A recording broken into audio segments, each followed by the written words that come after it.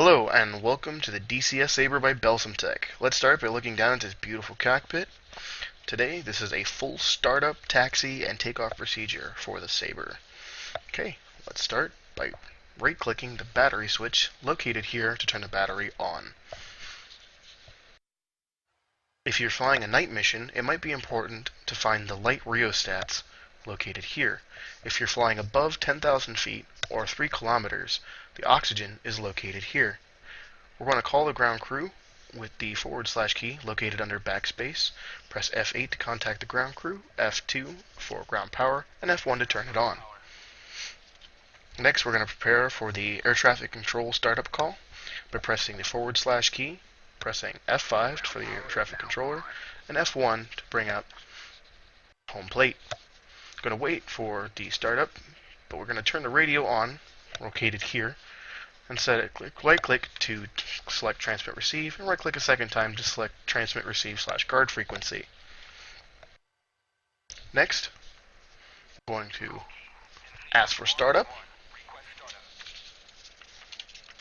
Once we get the clear to startup, we're going to go ahead and left-click the engine master switch, which is located here.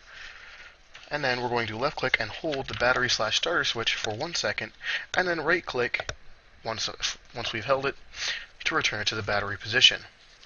Now, the RPM gauge, located here, when it reaches 3%, we're going to want to press the home key to select to have the throttle move to outboard. When it reaches 7%, we want to hit the home key again to go for inboard / idle.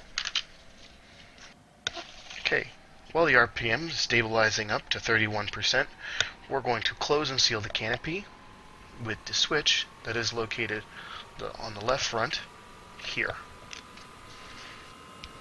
A right-click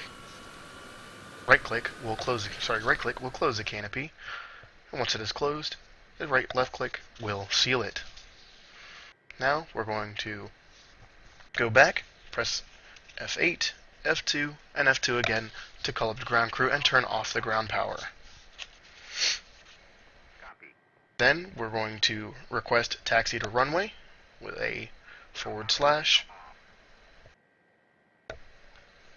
and then an F5 and then the appropriate key.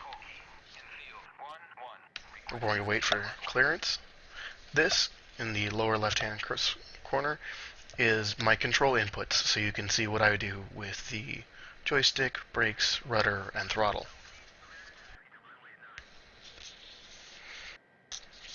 Okay, we're going to look behind us and check for our air brakes. We can press B to toggle between the air brakes being extended and retracted. Those are the air brakes back there. As you can see, pressing B will toggle them in and out. Next, we're going to put the flaps up with a right click. This will select the flaps to the up position. We're checking to make sure that they are up, located here. A left click will return the flaps to the neutral position so that they do not waste power. We're going to turn the radar and gun sight on to the camera sight / radar because this requires 10 minutes of warm-up if you're doing a combat mission. These are the lights. They have a steady or pulse setting, and they have a bright and dim setting for your navigation lights. You can put over here, you can turn your wing tip lights on, and you can extend them by right-clicking on them, located here. The pitot heat with a left click will turn on, and this is used for cold and high altitude flights. Okay, this is the weapons control panel, the center pedestal, just in case you can't find it. I'm going to turn the lights on to my preference before I taxi out.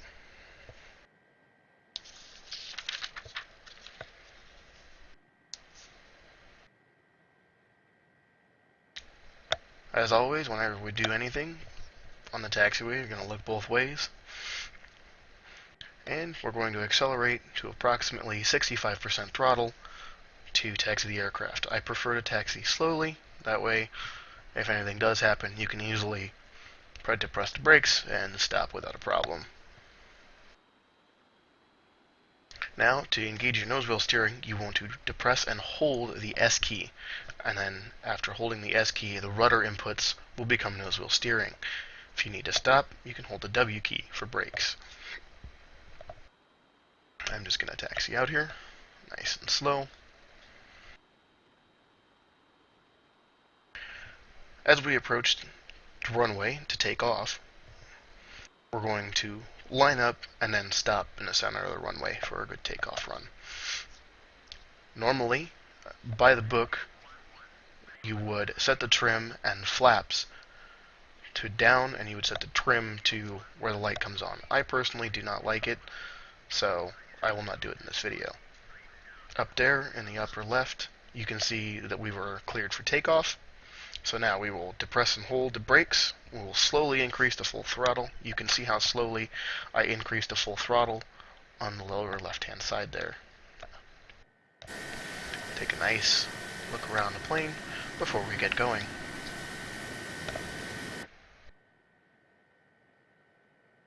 Located here for my throttle increase speed. Once you're at 100% throttle, RPM, you'll use the rudder to stay centered. And, of course, you must release the brakes. Now, if you're taking off with a load, you will have to have the flaps down for this.